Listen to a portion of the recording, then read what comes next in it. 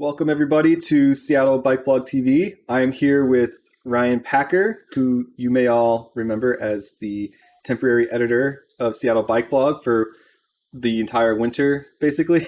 Welcome, Ryan. Hey there, how's it going?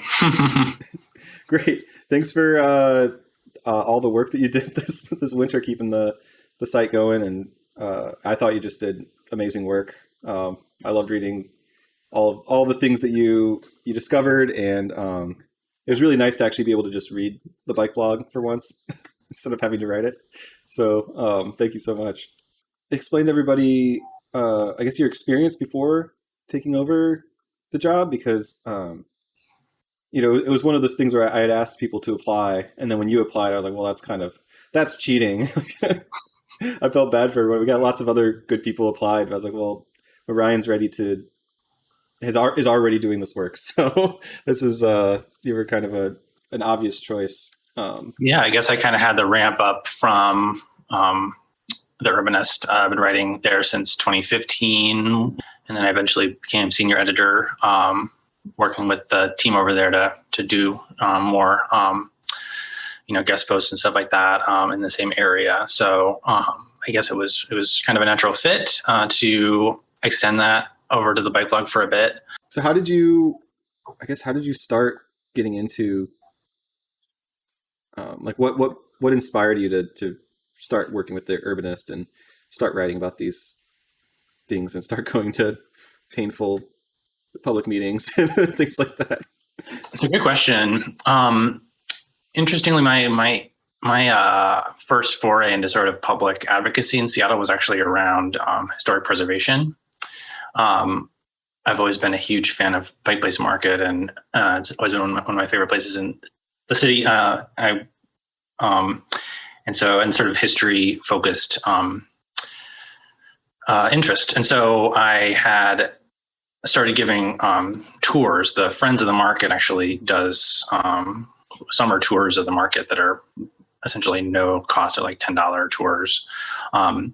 And so I started volunteering with them, and then they asked me to join their board, the Friends of the Market, and sort of that was my sort of first entry. That was around 2012, I think.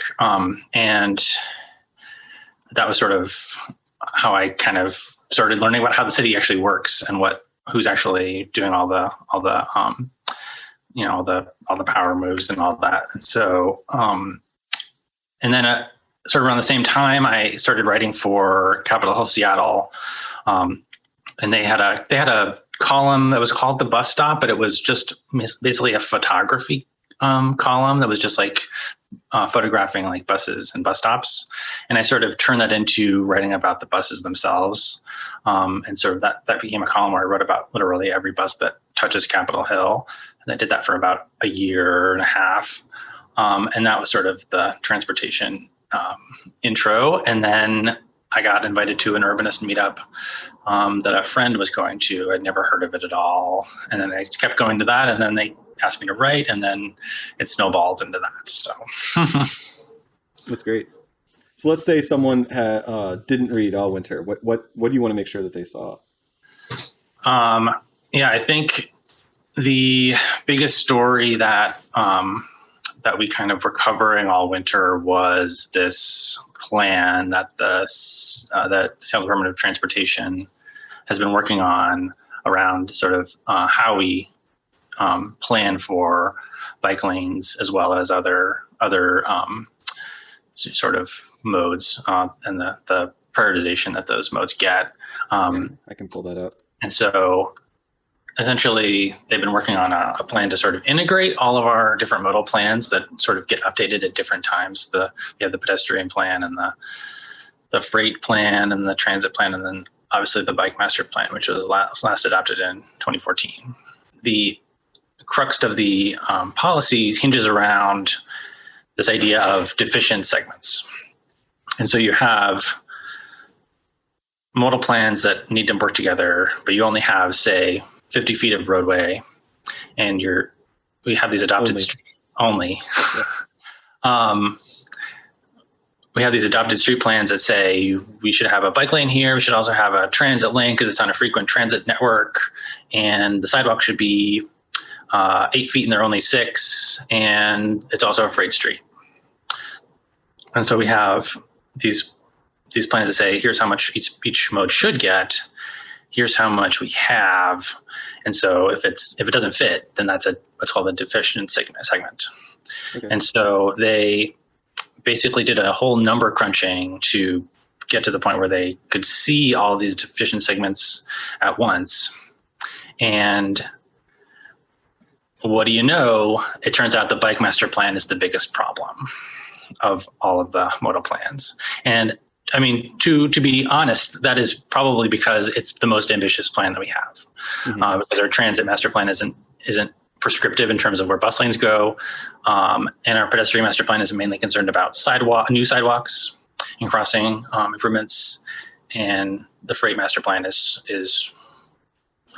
a little bit sparse as well. So there's that, and so we have this analysis that says that the biggest conflict is actually of the 800 or so blocks, street segments that are considered deficient. They said around 400 were conflicting. The bike master plan was the only conflicting part. There was no other mode except for the hidden general purpose vehicle master plan that is conflicting. So I've got the you posted this chart, the bar chart that has all the different where the plans are, does not fit and fit with the removal of lanes, and then does fit. So does the yellow, are they reading the yellow as this can't happen? I think the red is this can happen, right? And the yellow is might not happen because we might need to have a turn lane or a flex lane or something like that. Okay. But their analysis, and they admit this, doesn't include the removal of general purpose traffic lanes in any street segment in the entire city. So every street segment is assumed to have at least one, if it's a one-way street, or presumably 2 general purpose traffic lanes on an arterial. So there's that. And so what they propose to do with this information is basically make a ranking of which mode gets priority. And they're saying inside urban villages, pedestrian mode gets priority. So that would mean presumably in this scenario, if a bike facility and a pedestrian facility were prioritized, then it would sort of be they would push for a shared facility, maybe a wider sidewalk. Between urban villages is for transit, and in manufacturing and industrial areas, it's for freight. Where are bike facilities prioritized? They get their own special set of criteria, which is that whether or not a facility is critical or not. And so this is where my second post about this, I refer to it as dismantling the bike master plan. And I find we did get some pushback from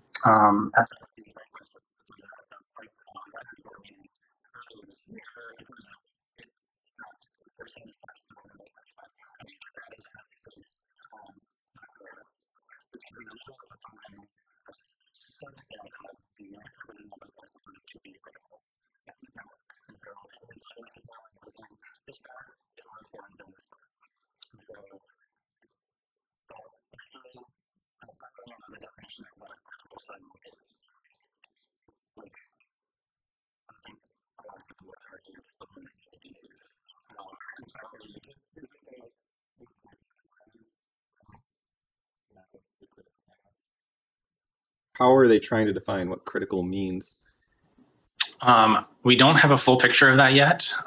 They went to the bike board again last month and tried to get them to sort of suss out some criteria. I'm kind of glad that the bike board didn't do that, didn't play their game on that one. They have said that route directness is one of the main criteria, which I guess is good, because this doesn't address greenways. So if you add a greenway alternative to everything on the bike master plan, then it fits, quote unquote. And so, but if it's not direct, then people won't use it. and it's really not clear. There was a very odd presentation at the bike board where they gave some examples of critical segments, and like one of them was the First Avenue South Bridge, which is WashDOT owned and doesn't even have a connecting bike lane on the Georgetown side. One of them was the Northgate Bridge, which we're building at $40 million. So I'm pretty glad that it's a critical segment. It would be kind of weird if it wasn't considered that. But the one that stood out was Eastlake, which isn't done yet, but is the one facility that the mayor is at least still standing up for. But the odd contention from the SDOT staffer was that if we had designated Eastlake a critical segment earlier, then it might have been more, there might have been less hoops to jump through in terms of getting that in the plan. That we might not have had to do a full analysis of all the different alternatives on Fairview and all the other sides of Eastlake, whether or not a greenway works, whether or not a one-way protected bike lane on the other side of the street works. And I do that anyway. Yeah. Do you think that is true? Do you think that if we had designated that a critical segment, that it would have been easier to do bike lanes on Eastlake? I think every single relevant party and plan has designated that a critical segment for at least as long as I've been writing this blog. No one has ever minced their words on how important that street is. So no, I don't. I don't think they're just now realizing that it's critical. That doesn't sound right. So this is all very abstract. So what I'm curious about is how does equity play into this? Like, to what extent is that a factor in whether something is critical? Like, this area has been neglected, therefore it's more important. I haven't seen that. It certainly could be one of the criteria that they propose. They have said that the sort of deficient segments are, according to them, evenly distributed around the city. We haven't yet seen. That's not equitable. No. We haven't yet seen the map that shows that or where they are, even though the bike board has actually requested that, and several people during meetings have requested the map. So they seem to be holding on to that map pretty tightly. But the question of route directness is all good and fun to talk about, but we've seen before that doesn't really gain us any points on the actual streetscape. Like, we haven't seen an example where we've actually won something like that, where it's like, oh, it's because there's no alternative. Eastlake is a good example of that, actually, but there's plenty. That yet. There's plenty of examples where, I mean, Rainier is a pretty good example, where that hasn't helped us, and it's pretty clear that the resistance to bike lanes in Rainier is not going to be circumvented by saying that there's no alternative, even though there is not. 12th Avenue South, north of King Street, is a critical segment according to everyone that you'll ever meet, but they're not going to put a bike lane on there because of the traffic impacts, and they haven't yet proposed any alternative. Because there isn't. Because there isn't one. Yep. But the reason this is super important, and it's really critical to be aware of what is happening behind the scenes in this one, is because this is all leading up to the 2024 comprehensive plan update, which land use people in Seattle are really concerned about, because it's the one opportunity we might have to make changes to, say, single family zones, et cetera. But it's also where a lot of these transportation decisions get baked in. So the plan right now is to include a multimodal plan, as some people have called it, in the 2024 comp plan update, which would sort of lock in these critical segments and essentially, going to say it again, dismantle the bike master plan. Because if only those critical segments are in the comp plan, then you really can't go to bat for the other ones. And it goes back to 35th, which we'll all recall was a decision that was made right when the SDOT director was hired. And this came up during the what I'll call the retconning of decision making, where they had to come up with justifications for the mayor's political decision on 35th, which everyone could see in plain sight was a political decision, but it still had to have justifications. And one of the justifications was that we didn't adequately plan for transit on 35th Avenue. We were only talking about bikes, and the bike facility wasn't that good anyway. And so nobody ended up having a great facility on that street. Buses didn't, and there's only protection on the bike lane on one side. And so if that had been better prioritized in terms of which was the best mode to sort of go first there, then we might have avoided that. But once again, it just is trying to sidestep a decision-making process that's political with a process that is just orthogonal to that. Yeah, and like it also seems weird. I guess like red flags go up all over when we're talking about we're going to prioritize, this mode here, as though people don't travel outside of, like people walk outside of urban villages all the time. Mm-hmm. People are going to bike through every single one of these places. Like it's like the idea that it's in a manufacturing center, so therefore freight should be prioritized. What over safety? Like so people biking, they should, like if they bike through an industrial area, they should just expect to be in danger. Like it's the weirdest. It's very strange logic to me. Yeah, and also the freight board is like, well, we have to drive our trucks out of the manufacturing area, right. And it's bizarre to me that people think that there's a plan that can somehow navigate all this. When really I think it definitely feels like the bike plan is just very annoying and they would like it to be smaller. Is there anything on this that's going to happen that's going to be irreversible before the next mayor takes over? It's possible. The thing about this is that it's being adopted as an internal policy first. And so we might see sort of reverberations of this. The bike plan right now is pretty much locked in till the end of the levy. They're not really proposing a whole lot of new segments.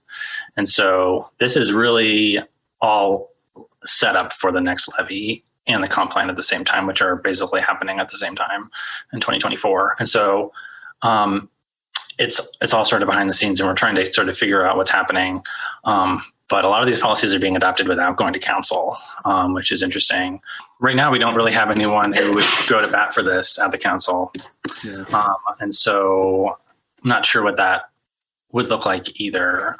But we're going to try and cover this more as it moves forward. I feel like the sort of discussion of the critical segments kind of is a good segue into our next article topic, because it sort of gets into the actual political ramifications. So that is we can call the Duwamish Trail extension on West Marginal Way, Southwest. And so anyone who's used the Duwamish Trail north of South Park knows that there's a segment that's a sidewalk. I know that you have complained about that for many years. And so SDOT has a pot of money that they have secured through the last budget to basically mitigate the West Seattle bridge closure. And so they're doing a lot of traffic calming, and they see an opportunity to basically connect that trail. And so, but it's the West Seattle Bridge, and everything in its orbit basically sort of turns into a toxic conversation about harming people in West Seattle and wasting money and war on cars and why are you so incompetent because you made the bridge fall down. And so, but this is, I want to talk about this because there's just so many sort of there's just a lot of misinformation about this out there. So it's important to set the stage, which is that in 2019, SDOT installed a safety project in front of the Duwamish Longhouse, it's a 5-lane road, 2 lanes and a turn lane. They took out the lane next to the Duwamish Longhouse so that everyone going south had to get in 1 lane. And so there were not 2 lanes of fast moving traffic coming south, where there's a very sharp turn where you don't really see who's coming behind the turn, and 2 lanes of fast moving northbound traffic. And so they basically did that as an interim improvement. They said that they weren't going to do any more improvements. That was going to be it. But then this pot of money for West Seattle Bridge actually came along and said, hey, we actually are going to be able to have money for a full crossing signal, which is what they've been asking for. The tribe has been asking for years. And so that's going in this summer. But the question is, they have there's this lane reduction. So it goes down to 1 lane. And so if you extend that lane reduction all the way up to where the Duwamish Trail sidewalk starts, you can actually create more space for people biking. And the traffic models say that you are saying to save people, like you're going to cost drivers like 10 seconds at the most. And so this is a story that that we've been covering because this process has been very drawn out. It's one lane. It's about 0.3 miles of one lane of traffic. That SDOT's data already says that 80% of the traffic on that segment is in the other lane. They're not using 20% are using that lane. But I want to highlight that the Freight Advisory Board that is opposed to this actually wants that 2019 lane reduction removed. They want Marginal to return to a 5-lane facility, which the tribe does not support, and SDOT doesn't support because of those site issues. So even if you have a half crossing signal, a pedestrian crossing signal that they're installing this year, imagine having 2 lanes of 40-mile-per-hour traffic heading around a curve before just a light. Like the amount of stopping distance you would need to be in that lane with the least visibility is huge. And so they don't support it, but the Freight Advisory Board actually wants to take that out. And so that issue is sort of getting interjected in here when they're really kind of hedging and not really trying to push that too much because it's not popular. Mm-hmm. But we've had months and months and months of discussion about this. Now the issue seems to be whether or not we're going to install it this year or wait until the bridge is open. When ultimately it's a urgent issue now because the bridge is out. Right. We want to talk about frustratingly long decision-making processes. So let's talk about the State Department of Transportation. Yay. Okay. This was cool because you broke this. Uh-huh. So one thing that we have been talking about during my 4 months on the blog was Aurora Avenue, and particularly state routes, but also, Aurora Avenue is I think at this point the most dangerous street in Seattle. It does trade places with Rainier for that distinction, unfortunately. But at this point, it's definitely the most dangerous entire stretch. And so basically went hunting for records as to what's happening, what is being done to make Aurora safer, and found this proposal that we got our hands on early this year for basically a full speed limit reduction proposal for all the state routes in Seattle. 2019, they did a Seattle arterial proposal, which was 25 on almost all the arterials. But the state routes carry a lot more traffic, and everything needs to be approved through WashDOT. And so the initial proposal we obtained that had been sent from Dong Ho Chang to the WashDOT contact at the end of last year it was a 2-phase approach, basically reducing speeds by like around 5 miles per hour on several segments. On Aurora as well. The obvious question is, what does speed limit reduction do if we don't have design changes? And I think everyone from SDOT down to all the advocates will say that it's not enough. We need design changes. We need systemic progress, and that it's not happening fast enough. But their data does show that lowering speed limits, also installing more speed limit signs, does have an impact on speeds, and particularly on crashes. And so it's a win. It's a small one, but in terms of Aurora Avenue, there's also a proposed grant that SDOT has applied for and is likely to obtain that would sort of design a new corridor for at least 2 segments would get to 100% design in terms of street changes. And so there's also a new group that's formed around reimagining Aurora. And that was another story we broke in terms of space for people biking. So around Green Lake, there's if you've ever sort of walked around the upper path of Green Lake, it's basically a dirt path when you get to Aurora Avenue. And so there's a lane of Aurora that actually used to be a bus lane right there. Now the E-line gets off Aurora and then gets back on further north, but we now know that last summer, SDOT actually had produced a design for a Stay Healthy Street on that lane that would basically add Jersey barriers and allow people walking and biking to do almost a full loop around Green Lake by utilizing that curbside lane. Ultimately, it's sort of still on the table. I think every month that goes by that it doesn't happen, it gets less and less likely. Funding is one possibility, but it also is definitely just sort of political will in terms of just waiting it out and seeing if we need to have Aurora Avenue back, if we're vaccinated and everyone's driving again. So, I think the other context is that Green Lake used to have a road that went all the way around it, and Aurora swallowed it up and took it away. Because the original highway route for Aurora actually went up what's now called Linden. So that stretch of Linden, it's the route the bus actually takes now up Linden. That used to be the highway route. And so you can tell when you get there because it's very wide. And it's really bizarrely wide for just like a neighborhood side street. That's because it used to be a highway. And then the highway route now kind of swallowed up a portion of what used to be Green Lake Drive.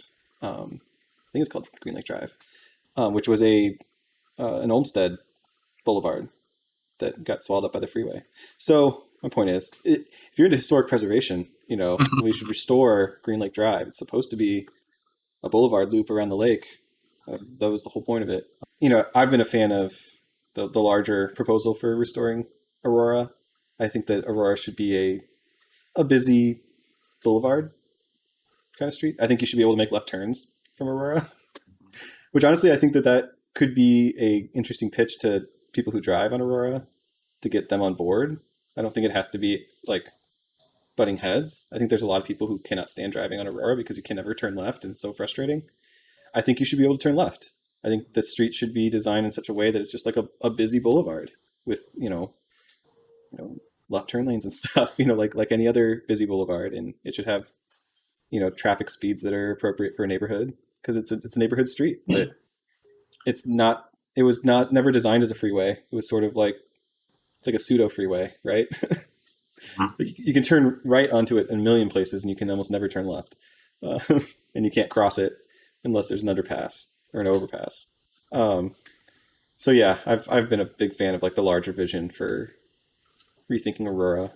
So the speed limit thing's cool. It's one small step, an easy thing that we can do that I think will have some effect. But I think the larger vision, like the Green Lake portion of this project is, for me, I see it as part of a much larger vision for Aurora.